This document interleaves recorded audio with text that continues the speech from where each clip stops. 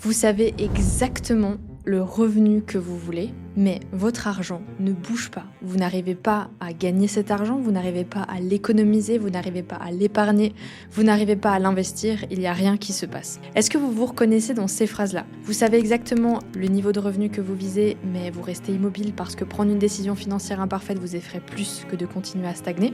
Vous passez des heures à comparer, analyser, hésiter, mais vous remettez sans cesse vos décisions financières à plus tard, comme si un signal extérieur allait un jour vous garantir que vous ne ferez pas d'erreur. Vous vous dites vouloir une meilleure relation à l'argent, mais vous évitez systématiquement les actions qui pourraient justement l'améliorer. Investir, augmenter vos prix si vous avez un business, suivre vos comptes, mettre des limites.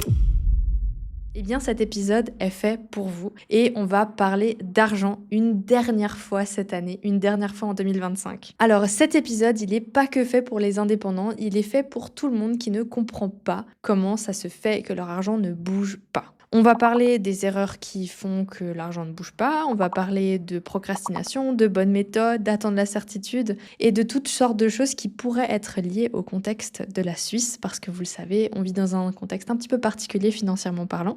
On a beaucoup d'opportunités qui nous permettraient d'avoir beaucoup plus d'argent pour tout un chacun, mais on ne les saisit pas et c'est justement de ça que j'aimerais parler dans cet épisode. Si vous entendez un petit peu que je parle de business, etc., c'est normal, c'est parce que mon podcast s'adresse particulièrement aux indépendants en Suisse.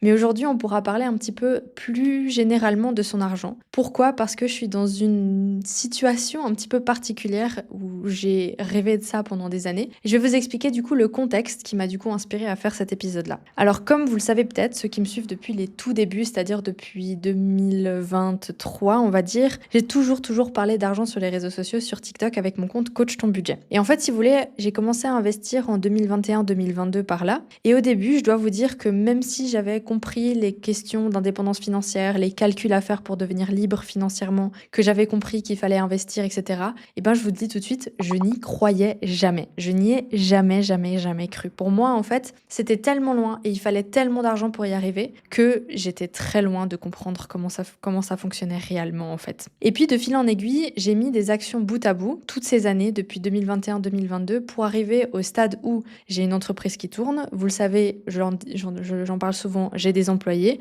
donc je ne suis plus toute seule dans mon business, il y a aussi des personnes qui travaillent avec moi, donc mon business peut aussi tourner sans moi quand je pars ou quand je suis malade ou quoi que ce soit. C'est quand même un luxe que j'avais pas quand j'étais indépendante. Et surtout, on a bien travaillé cette année pour avoir une marge convenable qui me permettrait, moi, en tant que fondatrice, d'atteindre mes résultats financiers. Alors justement, je vous explique, dans toute la logique, dans toute l'histoire de mon parcours, je vous invite à aller regarder les épisodes parce que j'en ai parlé plein de fois, je viens d'un milieu précaire, j'ai démarré avec rien, je suis arrivée en Suisse avec rien. Et du coup, d'arriver à ce stade-là, pour moi, c'est juste, je sais pas comment vous le dire, c'est fantastique. C'est quelque chose qui est absolument déroutant presque, parce que jamais de la vie, j'ai pensé que j'allais y arriver. Et pourtant, j'y arrive gentiment. Hein. On va pas non plus, on touche du bois, mais ça, on y arrive gentiment. Jamais de la vie, j'y ai vraiment cru. Cette année, j'ai fait attention à avoir et une entreprise qui se développe en termes de croissance, une équipe qui me soutient, un business qui est bien, qui fonctionne bien, qui a de la demande, et surtout le respect des marges pour moi pouvoir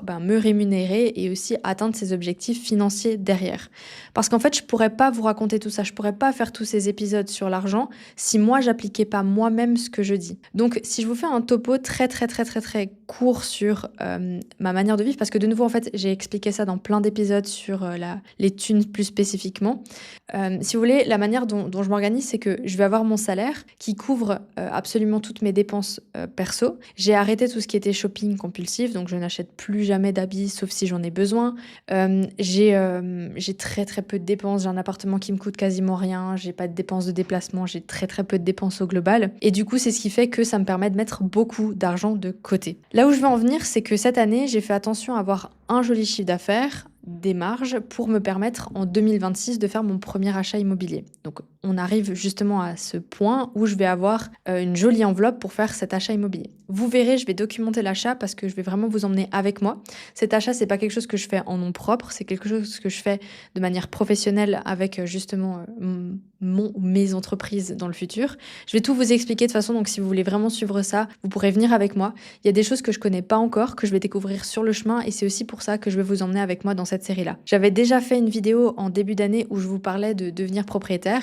C'est en fait à ce moment-là que j'ai compris, que j'ai saisi que c'était réellement possible pour moi. Parce que vraiment, avant ça, je me disais, mais la propriété en Suisse, elle est inaccessible pour moi. Même si quand j'avais un bon salaire, en fait, il fallait être deux, il fallait avoir un héritage, il fallait avoir quelque chose qui fait que on a de l'argent pour investir. Et en fait, à force de faire tous ces efforts financiers, d'épargner, de mettre de l'argent de côté, de gérer mes marges, de gérer vraiment picobello tout ça, d'investir de manière intelligente aux bons endroits, ça fait qu'aujourd'hui, je vais avoir cette enveloppe pour faire un tout premier investissement immobilier. Et l'idée, c'est que cet investissement se transforme dans un deuxième, dans un troisième, dans un quatrième, etc., etc., et que je puisse avoir mes 2 sociétés pour l'instant. Pourquoi je vous dis ça vraiment de manière ouverte? Parce que je veux vous montrer que, et vous le savez, en fait, vous me suivez pour ça aussi, vous savez que je veux vous montrer que c'est possible, que c'est pas que fait pour je ne sais qui, que vous pouvez aussi y arriver, et j'espère aussi vous donner cette inspiration pour peut-être vous mettre les choses en place. Je sais qu'à l'époque de Coach ton budget, il y avait énormément de retours dans ce sens-là, où je vous ai beaucoup aidé au niveau éducation financière. Et moi, bien sûr, j'ai grandi là-dedans, c'est-à-dire que j'ai pas grandi dans l'éducation financière, j'ai grandi dans mon parcours, c'est-à-dire que, en fait, à force de faire des efforts financiers, je suis arrivée au stade où mes propres rêves peuvent se réaliser. Donc, je ne pourrais pas vous embarquer dans un podcast comme Coach ton business si je ne le faisais pas pour moi. Et je sais que ces derniers temps, j'en ai vite fait parler, je l'ai mentionné, mais j'ai jamais été assez précise exactement sur ce qui se passait.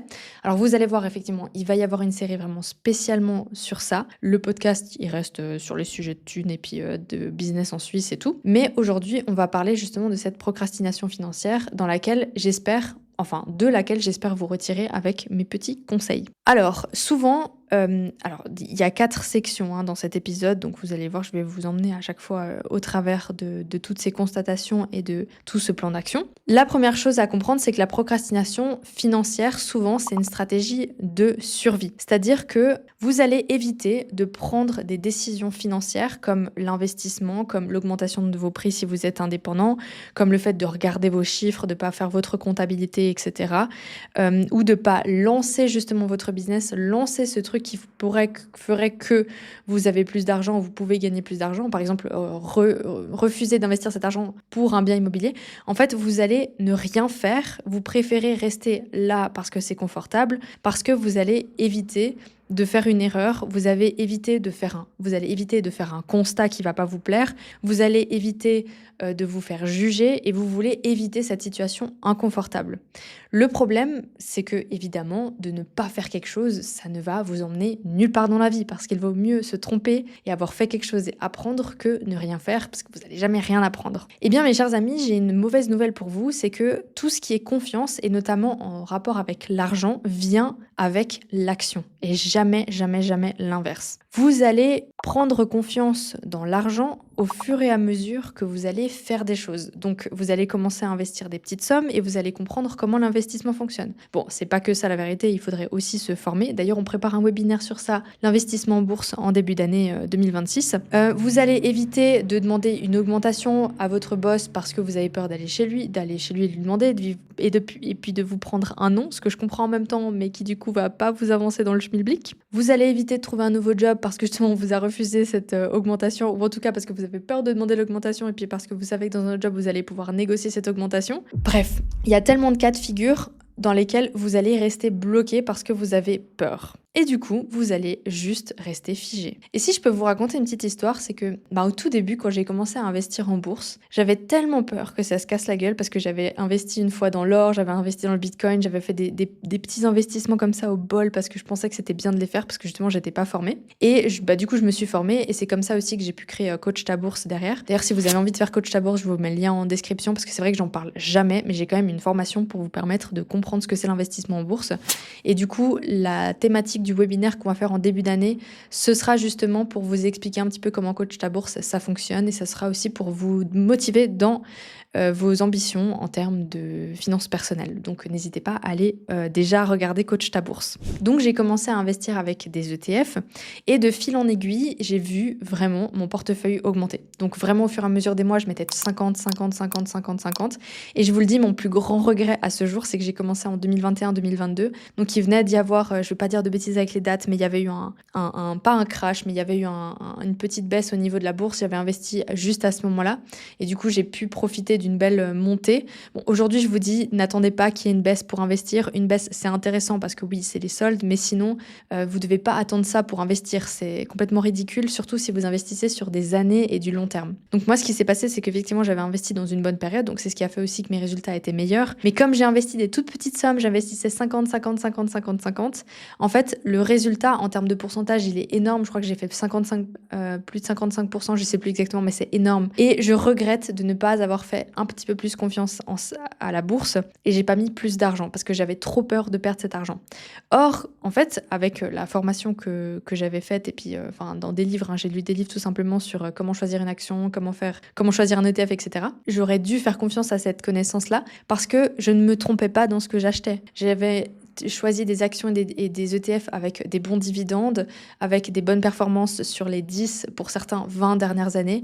Et du coup, j'avais forcément des bons résultats. Et aujourd'hui, je regrette tellement de ne pas m'avoir fait confiance parce que j'aurais pu avoir tellement plus d'argent qui sortait de ces investissements-là. Et voilà. Donc tout ça pour vous dire que à partir du moment où vous n'essayez pas quelque chose, où vous ne pratiquez pas quelque chose, vous ne pouvez pas avoir confiance en ça. Vous ne pouvez pas construire cette confiance qu'il vous faudra pour sortir de la procrastination. Parce que c'est beaucoup plus facile pour vous de prendre une route que vous avez déjà prise 150 fois que de la prendre pour la première fois parce que vous devez regarder votre GPS et vous savez pas exactement où vous allez. Donc prenez l'habitude de tester ces choses, de regarder comment ça fonctionne et de prendre ces routes risquées, parce que je mets vraiment risqué entre des guillemets parce que je vous promets qu'en regardant derrière moi, c'était pas si risqué que ça que ce que je faisais, et d'avancer pour que vous puissiez prendre l'habitude de les faire et de changer votre mindset par rapport à certaines choses. Il y a 3 mécanismes qui vont bloquer vos décisions financières. Et ce sont des 3 mécanismes qui se retrouvent chez mes clients indépendants, qui se retrouvent chez les prospects aussi forcément, qui se retrouvent dans les décisions financières, qui se retrouvent aussi dans les décisions de vie souvent. C'est vraiment des mécanismes qui sont tout droit issus de la procrastination. La première chose, c'est que vous confondez souvent la pression et l'exigence. L'exigence, c'est la stratégie. C'est d'aller vers quelque chose qui est fixe et qui est vraiment sûr parce que vous avez dessiné le chemin de cette stratégie et vous savez où vous allez. La pression, c'est la peur. La pression ne devrait pas freiner la stratégie. Parce que quand la stratégie est construite, on sait où on va. La peur, elle, c'est juste quelque chose qui va venir vous freiner. Parce que forcément, dans une stratégie, on fait pas toujours tout juste.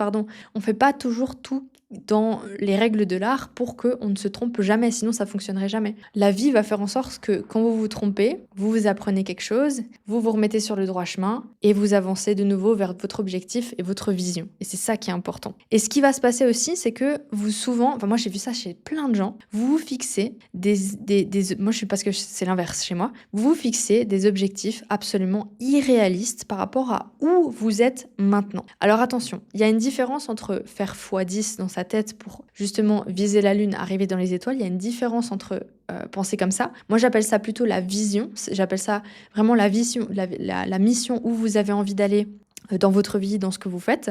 Et ça doit être le truc qui vous guide. Et les objectifs, ça doit être mis pas à pas. C'est-à-dire qu'aujourd'hui, si vous avez 0 fortune et vous avez rien, et vous avez pour objectif d'être dans les 300 plus riches de bilan, c'est pas que c'est impossible, c'est juste que à atteindre l'année prochaine, ça va être un petit peu compliqué. Du coup, vaut mieux revoir ces objectifs pour que ce soit un petit peu plus réaliste. Mais je vais vous expliquer ça un petit peu plus tard. Ensuite, la deuxième chose, c'est le perfectionnisme financier. C'est que vous avez besoin d'être sûr à 100% que vous faites les bons choix financiers. Vous voulez être sûr que cette action, elle va vous faire gagner de l'argent. Vous voulez être sûr que cet achat immobilier, il va vous faire gagner de l'argent. Vous voulez être sûr que ce business-là, il va vous faire gagner de l'argent. Vous voulez être sûr à 100%, vous voulez avoir des garanties, vous avez besoin d'une méthode parfaite pour passer à l'action. Et du coup, souvent, ça va engranger le syndrome du pas le bon moment. C'est pas le bon moment sur les marchés en ce moment, c'est pas le bon moment pour l'immobilier, c'est pas le bon moment pour regarder mes chiffres, je viens d'arriver au chômage, blablabla. Vous allez tout le temps être dans un espèce de perfectionnisme en mode c'est pas le bon moment et du coup je procrastine, je ne fais pas. Et je vais vous le dire, qu'importe, quand il s'agit d'argent, il n'y a pas de mauvais moment. Il n'y a pas de mauvais moment pour regarder ses comptes, pour faire quelque chose qui va vous aider à gagner de l'argent. Il n'y a pas de mauvais moment.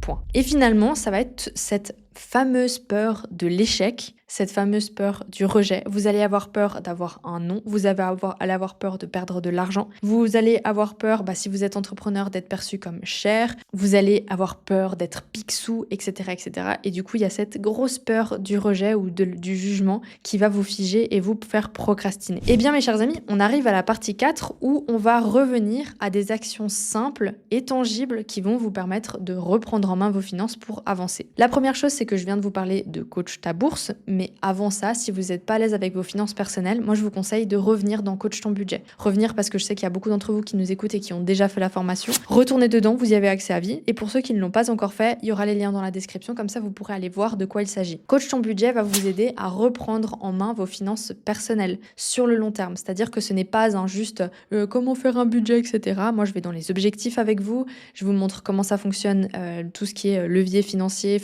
vase financier, on va dire vase communicant. Je vous donne des méthodes pour économiser de l'argent et une fois que vous êtes prêt, là je vous recommande d'aller dans Coach ta bourse parce que vous êtes prêt justement à investir de l'argent que vous n'avez pas peur de perdre parce que vous êtes prêt. Alors, comme je disais, c'est que la paralysie financière, elle naît de l'idée que chaque décision implique un enjeu énorme, d'accord ? Oh, je vais perdre de l'argent, ou c'est toute ma vie là qui est en jeu, ou c'est mon autorité, ou c'est ma réputation, c'est ci, c'est ça. Tout ça va faire que vous êtes figé. Le problème, c'est que quand vous voyez l'énorme montagne, par exemple, moi, il y a quelques années où je me disais, si je veux investir dans un bien immobilier, il me faut 200 000 francs cash parce qu'un bien immobilier, c'est 1 million au minimum en Suisse. On s'entend, mais c'était comme ça que je pensais à l'époque. Eh bien, pour moi, c'était hors d'atteinte, tout simplement. Quand je vois que pour devenir libre financièrement, il faut en moyenne 4 millions parce qu'il faut qu'il y ait 4% d'intérêt pour pouvoir se verser un salaire qui nous permet de couvrir les dépenses en Suisse à hauteur de 4 500 francs, etc. Bref, il y a des calculs à faire là derrière. Je vous donnerai aussi un calculateur financier si vous avez envie. Quand je voyais ça, je me disais, mais 4 millions, si j'arrive déjà pas à avoir 1 million, comment je vais faire pour avoir 4 millions ? Et du coup, je me disais, non mais tu sais quoi, c'est pas grave, c'est trop gros, on va viser plus petit. Elle est là la solution. Vous avez des objectifs qui sont énormissimes, qui sont hors d'atteinte. Vous avez des choses dans vos têtes où ça sort du cadre. Ce n'est pas atteignable. Donc, vous allez vous dire, mais comme c'est pas atteignable, c'est pas pour moi, je vais pas le faire. Si vous décomposez, si vous allez plus petit, vous allez pouvoir atteindre cet objectif plus rapidement que vous ne le pensez. Alors, je dis ça, j'ai pas encore atteint les 4 millions qui vont pouvoir me permettre d'être libre financièrement. Mais par contre, j'arrive à cette étape où je vais pouvoir faire fructifier mon argent de manière plus rapide parce que j'en ai de plus en plus et du coup atteindre cet objectif-là. Donc là, je vous explique un petit peu, je vous spoil. Ce que j'aimerais faire, c'est acheter un premier bien immobilier. Alors, j'ai découvert en fait l'immobilier en Valais et je me rends compte que c'est encore un canton très particulier par rapport au reste de la Suisse qui est accessible à condition qu'on se donne les moyens d'avoir la première enveloppe pour pouvoir investir dans ce premier bien immobilier. À la suite de ça, je souhaite évidemment rembourser une partie du prêt hypothécaire pour pouvoir faire la suite avec un autre, et puis avec un autre, et puis avec un autre. Et tout simplement comme ça, je commencerai à construire ce qui va me permettre à moi, Janice, d'être autonome financièrement. Idéalement, si un jour je peux même sortir de mon entreprise en tant que dirigeante et puis laisser la société entre les mains des bonnes personnes et moi juste peut-être piloter ou être là, ça permettrait en fait de ne plus être salariée et d'être vraiment que dépendante de ce bien immobilier. Mais là, je vous dis tout ça, c'est encore très loin. C'est juste que pour vous dire, pour vous montrer de où je suis partie et où j'arrive, où je commence à me dire tout ça c'est possible. C'était qu'une succession d'actions, de répétitions, de disciplines, de systèmes qui m'ont emmené là. Et c'est là où je veux en venir pour vous montrer que ça vous paraît énorme. Et ben au lieu de regarder les chiffres et comment ça vous paraît énorme, pensez aux actions que vous allez devoir faire pour y arriver. Et toutes les petites actions vont vous y emmener. Mais on va parler de ça plus précisément maintenant. On va du coup commencer à déconstruire ce que c'est la liberté financière dans votre tête. La liberté financière, c'est tout simplement le fait de ne plus dépendre d'un travail ou de votre activité indépendante pour vivre de manière libre. Vous avez des sources de revenus passifs qui vous payent. Et évidemment, en Suisse, comme quand on sait, moi je sais que par exemple, je crois que j'ai besoin de 2800 francs, faudrait que je regarde aujourd'hui parce que j'ai plus fait mon, ça tourne tout seul. Donc en fait, j'ai plus besoin de regarder mes chiffres pour aller voir ça. Mais il me semble que j'ai 2700 francs, 2800 francs de dépenses mensuelles par mois pour vivre en Suisse. Donc ça voudrait dire que c'est ce montant-là qu'il me faudrait en termes de revenus passifs pour ne plus dépendre de quelque chose. Alors là, vous allez me dire, oui, mais il y a les risques, et si ça se crache, et si ça... De nouveau, vous vous paralysez pour ne pas passer à l'action. Donc forcément, je ne vais pas juste chercher à avoir 2800 francs pour être ric-rac, je vais chercher à avoir plus pour être confortable, et surtout, je vais chercher à sécuriser ce que je fais. D'accord ? Comment j'ai commencé ? J'ai commencé par faire des actions très simples. Je le répète, il y a tout ce qui est coach ton budget pour pouvoir justement commencer à comprendre comment l'argent fonctionne. Et à la suite de coach ton budget, je vous dirais qu'il y a commencé à investir. Et j'ai commencé par des toutes petites actions. Chaque mois, j'investissais 50 francs. Puis j'ai ouvert un troisième pilier, donc j'ai commencé à investir un petit peu plus. Et puis j'utilisais ce troisième pilier pour la déduction des impôts, donc je gagnais de l'argent. Et puis j'ai mis ma carte Cumulus, comme ça je pouvais cumuler des points et avoir des bons de réduction que du coup je ne dépensais pas en argent vrai pour mes courses. Et puis j'ai commencé à mettre de plus en plus d'argent de côté et j'avais toujours cet objectif court terme en me disant bon, là j'aimerais mettre au moins 1500, ensuite je suis passée à 5000, 10 000, etc., etc. Et c'est comme ça que j'ai construit vraiment de fil en aiguille ma petite épargne et qui m'a permis en fait d'ouvrir mon business et qui me permet aujourd'hui d'avoir des sommes assez confortables à mettre de côté. Bah déjà, on a quand même passé quelques mois à stabiliser le business. Ça fait quand même plusieurs mois que les rentrées d'argent sont stables et pas du tout variables. On est à peu près sur les mêmes chiffres d'affaires mensuels à chaque fois. Ça augmente de fil en aiguille, mais c'est assez stable. Et surtout, comme je vous disais, il y a les marges qui sont respectées. Bref, vous voyez, je suis passée de 50 francs à 150, à des montants épargnés, troisième pilier, à la création d'un business,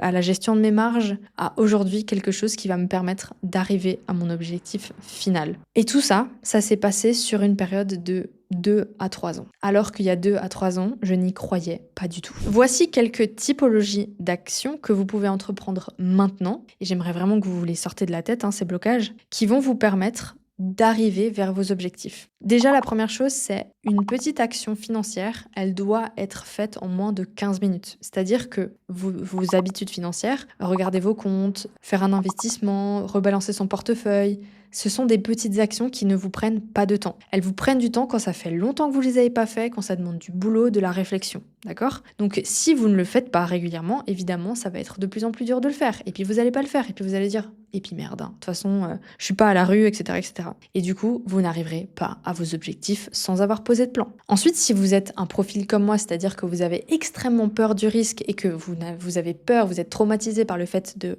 manquer d'argent ou de perdre de l'argent, une décision en fait ne doit pas impliquer un investissement massif ou une décision qui est risquée, d'accord ? Vous devez commencer par faire des choses qui sont non risquées pour vous à votre échelle. Aujourd'hui, par exemple, si j'ai 5000 francs, si on me donne 5000 francs, c'est pas une somme que j'ai peur d'investir. Alors qu'à l'époque, 5000 francs, pour moi, c'était quasiment toutes mes économies. J'avais pas peur d'investir. Et je pense qu'aujourd'hui, cette somme, elle peut même monter jusqu'à 100, 200 000 francs. Et là, je commence à me redire, ok, là, en fait, passer peut-être 100 000, 200 000 francs, j'ai peut-être un petit peu peur de faire de la merde avec ça. Donc, vous voyez, en fait, mes blocages, ils sont montés graduellement avec la somme. Et ils s'arrêtent aujourd'hui voilà, là, c'est vraiment, je vous parle comme ça, c'est 100, 200 000 francs, je me dis, ok, là, it's starting to be serious shit, quoi. Donc, je commence un petit peu à me dire, ok, il faut faire attention à ça. Mais en fait, en dessous, je saurais quoi faire avec cet argent pour prendre une décision qui n'est pas 200% risquée, en fait, pour que cet argent, il me fasse des bébés. Alors, évidemment, on n'est pas sur un investissement... Enfin, du coup, c'est ce que je vous explique, c'est qu'on n'est pas sur un investissement ultra risqué, on est sur un investissement qui est mesuré par rapport au degré de risque que je suis capable de prendre. Tout ça, je l'explique dans Coach ta bourse, mais je ne vais pas le répéter encore une fois. Cette action, elle doit générer une micro-preuve que vous êtes capable de le faire et que vous êtes capable de le gérer. C'est-à-dire que investir juste 50 francs en bourse par-ci par-là, ça va vous montrer que vous pouvez le faire et que vous ne perdez pas cet argent parce que vous êtes bien formé, parce que vous avez fait les choses correctement, d'accord ? Donc si je résume, ces actions pour vous sortir de cette procrastination financière, elles doivent impliquer quelque chose fait en moins de 15 minutes, comme ça vous savez que c'est facile à faire. Elles ne doivent pas impliquer un investissement massif ou une décision qui est risquée, et surtout elle doit générer chez vous la preuve que vous êtes capable de le faire. Et ça, vous répétez vous répétez, jusqu'à que vos barrières se bloquent parce que vous avez tellement l'habitude de le faire que ça devient normal et facile de le faire et surtout que vous pouvez graduellement augmenter vos paliers de risque. Ce qu'il faut comprendre, c'est que votre argent, contrairement à ce qu'on va pouvoir vous dire sur Instagram avec la money manifestation, etc., votre argent, elle ne répond pas aux intentions que vous avez, parce que les intentions, ce sont que des intentions, ce ne sont pas des actions. L'argent répond au mouvement, l'argent répond à l'action, parce que quand vous faites des choses, il va se passer des choses avec votre argent, alors que quand vous ne faites rien, il ne se passe rien. Et j'espère vraiment que cet épisode vous aura motivé à reprendre en main vos finances, à reparler d'argent avec vous-même et à justement vous solidariser avec vous-même pour que vous puissiez prendre des décisions qui vont vous aider à améliorer votre vie et à aller vers vos objectifs de vie. Un dernier petit exercice à faire pour qu'on puisse avancer ensemble. Vous savez que dans ce podcast, je vous donne toujours des petits points de passage à l'action pour que vous puissiez intégrer directement ce que je vous dis. Alors, la première chose, ça va être d'identifier une zone financière précise où vous procrastinez. Si vous êtes indépendant, est-ce que c'est la gestion de vos prix? Est-ce que c'est la suivi de la facturation? Est-ce que c'est... Moi, je dirais ça un petit peu dans les grandes lignes. Si vous n'êtes pas indépendant, si vous êtes solo, est-ce que c'est... Enfin, solo. Est-ce que c'est le suivi de votre finance personnelle? Est-ce que c'est les investissements? Est-ce que c'est une vente que vous refusez de faire parce que vous avez peur de vendre? Je sais pas, si on est dans la thématique un peu de l'immobilier, hein, désolé, je répète ça, mais vous avez peur de faire quelque chose parce que... voilà, ça bloque, c'est d'identifier l'endroit où vous procrastinez avec vos finances. Ensuite, vous allez venir vous confronter. Et ça, si vous voulez pas le faire, eh bien ma foi, c'est ce qui va faire que vous n'arrivez pas à avancer. C'est d'identifier vraiment la vraie cause de cet échec. Et d'ailleurs, est-ce que vous seriez d'accord de me le mettre ça en commentaire, soit sur Spotify ou soit sur YouTube, de vraiment me dire, hein, franchement, ici on est entre vous et moi, je sais que c'est Internet, mais vous pouvez me confier les choses qui pour vous bloquent dans votre vie. Est-ce que c'est justement du perfectionnisme parce que vous attendez le bon moment? Est-ce que c'est la pression parce que vous vous êtes mis des objectifs beaucoup trop élevés? Ou est-ce que c'est la peur de l'échec parce que vous avez peur de perdre de l'argent, peur de faire quelque chose de faux, peur d'être jugé, etc., etc. Et ensuite, vous allez écrire une action financière qui est simple à réaliser dans les 10 prochaines minutes. Par exemple, je vais ouvrir mon compte en banque, je vais le regarder, je vais le consulter. Je vais faire un petit investissement. Je vais me connecter sur Coach ton budget ou Coach ta bourse pour continuer la formation. Qu'est-ce que vous allez pouvoir faire qui est simple à faire dans les 10 petites minutes et qui va vous donner la confiance, donc justement dans les 3 étapes que je vous ai données juste avant, pour arriver à vos fins. Et qu'est-ce que vous allez faire? Vous allez la faire right now. Vous êtes peut-être en voiture, vous êtes peut-être en train de faire le ménage en m'écoutant, je ne sais pas. Vous posez, non je rigole, vous n'allez pas vous arrêter sur l'autoroute, mais quand vous sortez de la voiture, vous notez justement ces 3 étapes et vous les faites. D'accord? La vérité, mes chers amis, on arrive sur la conclusion et la fin de cet épisode, c'est que vous n'avez pas besoin d'une meilleure stratégie financière. Vous n'avez pas besoin d'un gourou qui vous explique dans quoi investir. Vous n'avez pas besoin de quoi que ce soit d'autre qu'une première action qui va vous aider à vous emmener vers vos objectifs. Les résultats arriveront justement une fois que vous vous êtes mis en route pour le faire et jamais avant. Si vous avez aimé cet épisode ou ce podcast, mettez-lui 5 étoiles sur Apple Podcasts ou sur Spotify. Ça m'aide à le faire connaître et ça fait qu'il est aussi écouté et que je peux continuer les épisodes comme ça parce que vous les écoutez, vous me donnez des retours, vous mettez des commentaires, vous êtes adorables d'ailleurs, je les lis toutes les semaines. Ensuite, si ça vous intéresse, les nouveaux formats qu'on va sortir en 2026. Alors, il y en a un majeur qui sort dans 2 semaines, que vous allez voir justement sur YouTube et que vous allez aussi avoir sur Spotify. C'est une interview très particulière. J'ai invité 4 femmes entrepreneuses